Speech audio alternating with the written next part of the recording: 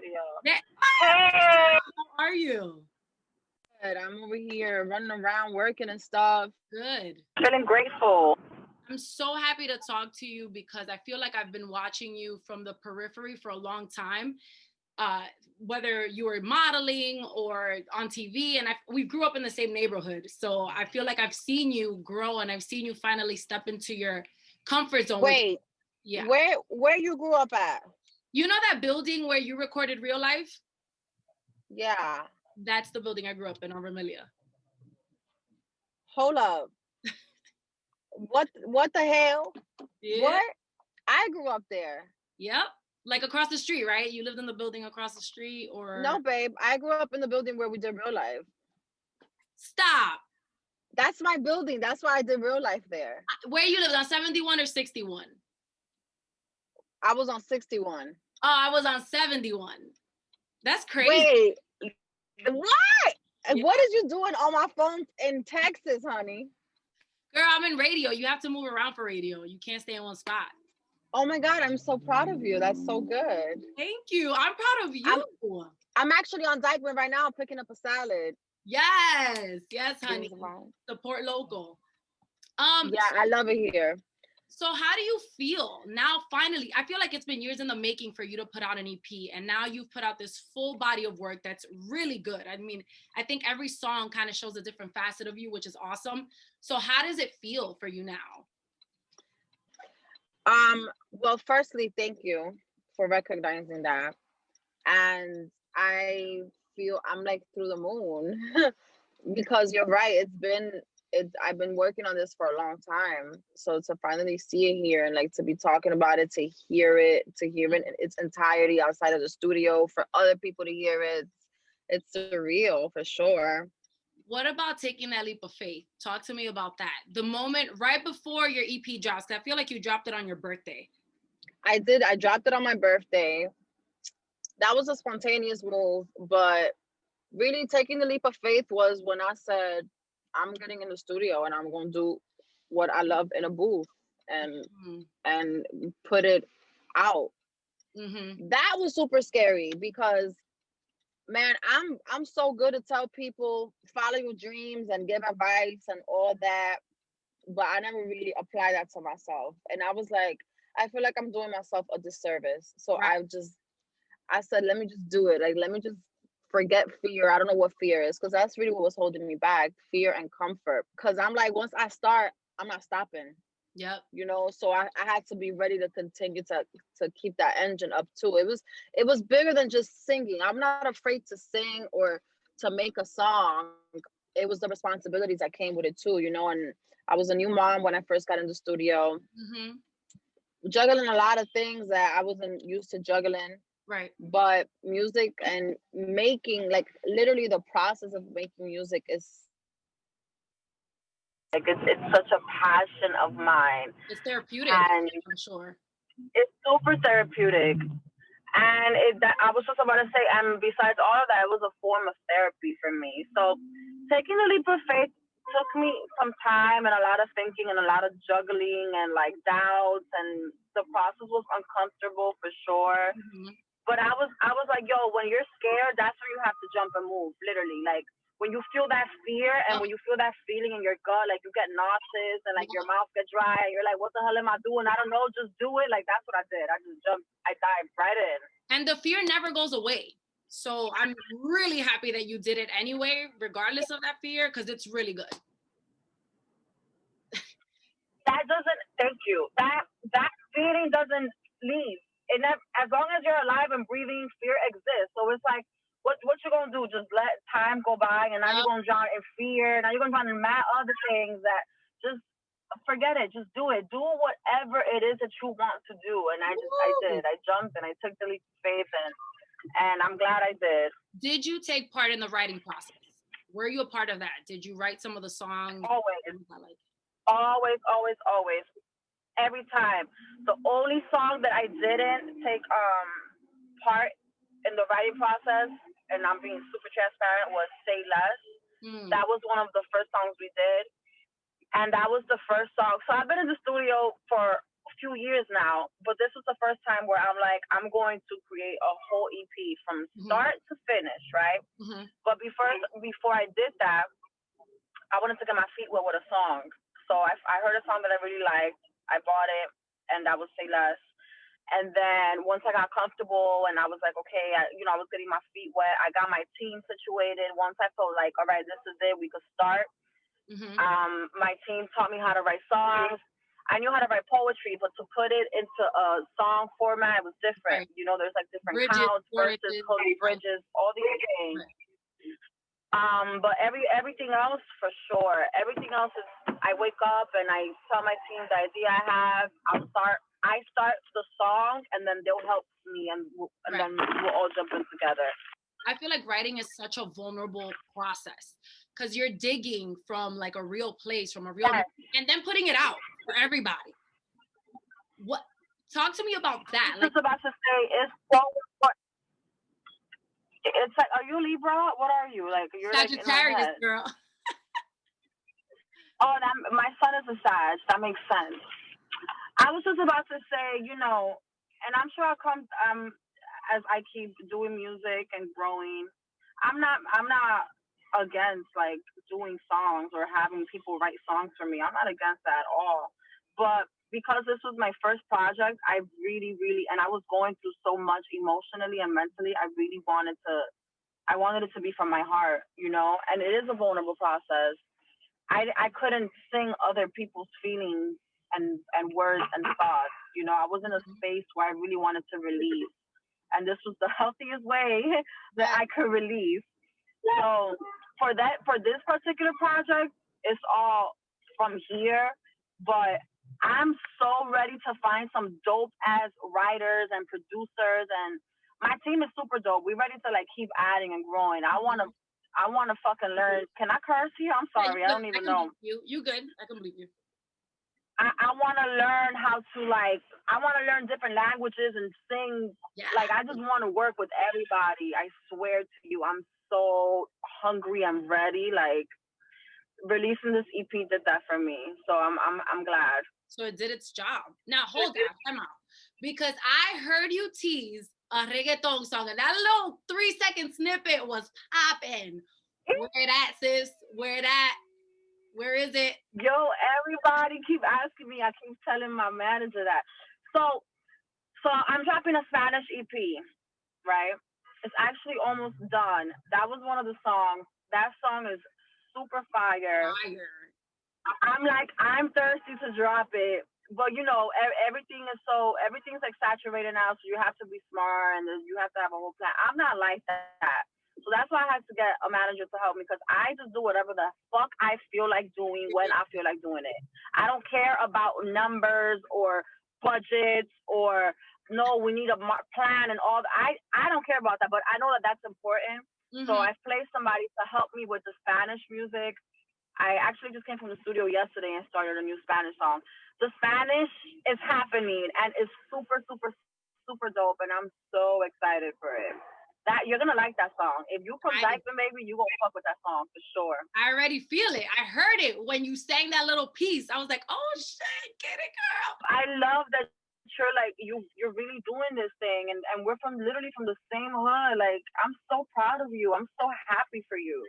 Thank you, boo. You really do be spreading positive energy people's way. Like, that's not just. Oh no, yeah, no, I don't play that. It's not a fake thing. It's not a fake thing. I love it. You're awesome. Okay. So you're a new mom. Right before putting this, like, you have a child, so that changes you. What has changed about you now being a mom? What's different about? Well, I do not play. Like, I have all the patience in the world, but I don't have patience for the BS. Okay, I don't have patience for the stupidity. Like, I'm more assertive. I put my foot down. My son really has taught me to say no, because with him, because I'm trying to raise the best boy and man that I can. So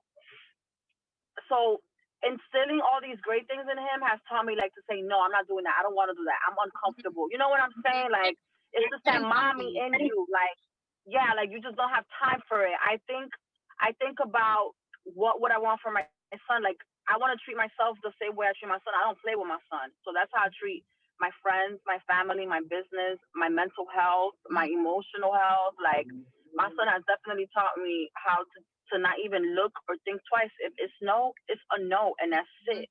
You know, kind of like with him. Like if he about to get on the chair and bust his ass, no, get down. Like I just apply that everywhere else in life. I don't have time for the BS. And of course, you know, you see life differently. Like you want to make everything beautiful for your child. So I work harder, I work smarter. Mhm. I'm the only person in my family that has ever seen the things I've seen, Yeah. experienced, like the job that I have, the money I have made. Like I ain't no stopping for me. You understand what I'm saying? So my son just gave me more of that. It's disgusting how I'm a machine. I'm psycho. Like, and but it's all because of Lex. I'm super thankful for him. He's so freaking cute. He is Thank you. My adorable. baby kind of cute. My baby kind of cute a little bit. He is. I remember when he was first born, people were like, "Are you putting filters on him?" And nope, that's just his face. I mean, I know people thought I was putting filters because his eyes are so big. I'm like, no, my kid is just beautiful. super cute. He's a good I was kid. I'm blessed. talking to Jordan Sparks about mom guilt because she was saying, that she's always having mom guilt because she works so hard. You're a hard worker Oh too. But my it's different when god. you're Oh my a single mom. god.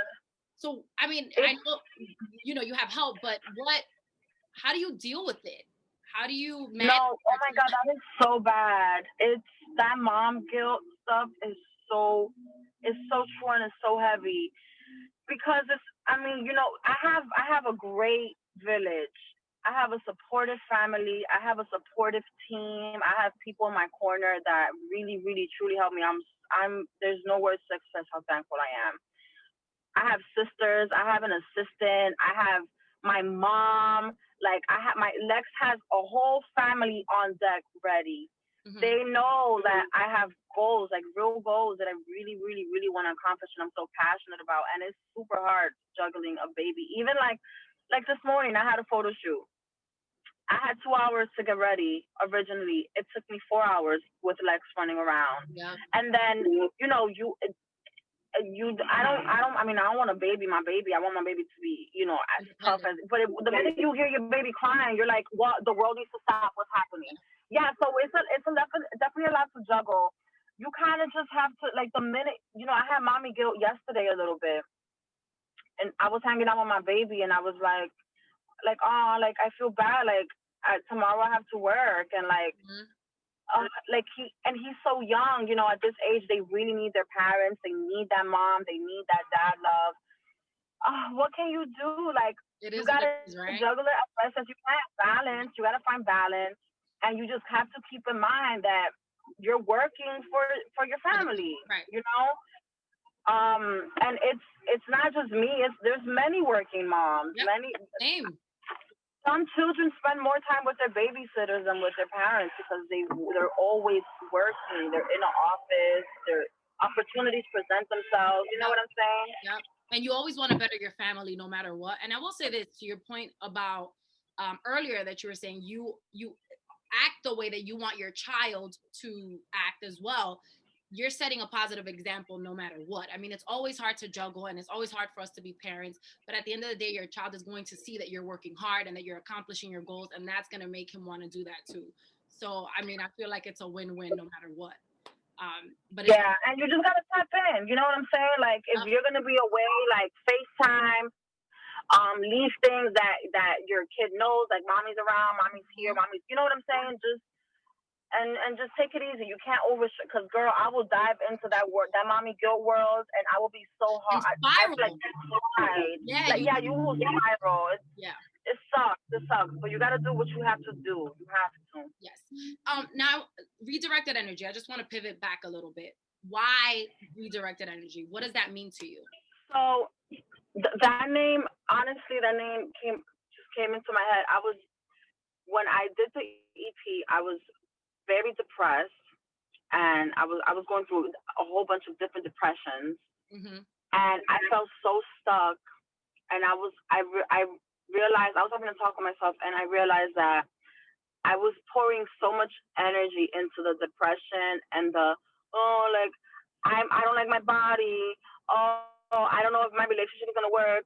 Oh, like I don't know what to do with this kid. I've never been a mom before. You know, like I was just pouring into all of these depressions and dark energies. I wasn't thinking of solutions and like things to do and how I can pour into me to better my mental health.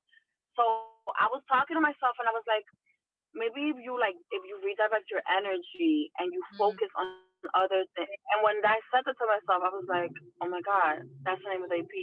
It's You were like, perfect. damn, you wise, girl. Sometimes, yo, that was like a moment for me. I was like, oh, that's perfect. Yep. That's all humans have to do sometimes. It's just redirect their energy. We're just so focused. And it's easy to get lost in the negative and dark Sure. things. They're heavier, you know. The lighter things are more beautiful, though. I'm like, all humans have to do is just literally, if you're going left, just go right real quick. Yep. Let's see what happens, Yep. and just redirect yourself. And Mm. that's what I did. And when I did that, when I got into that mindset, baby, I finished a whole EP. I finished more. I have more songs than I've had planned. I love it. I love it. What is next for you? Are we gonna see you on TV again? What do you have coming down the pipeline? Yeah, yeah, you definitely will see me on TV again. We've been filming some things, you know, now because of the pandemic and things changed a little bit, but Mm-hmm. VH1 has definitely got some shows coming up. And my music, that's all I'm focused on right now. Yeah, I'm dropping another project. I'm dropping another song. I'm working on my video now. I'm not stopping. This is go Girl, I time. want to hear the Spanish song. Just put it out. Ah, Put it out. we could when we get off here. Let's talk. I can send it to you. You can tell me what you think. Yeah, please. Please. I'm that. But Like, listen, it's not enough. listen. No, nobody got. You can't let nobody listen. This song is this is a song right here, sis. This is a song. It's special. It's a song.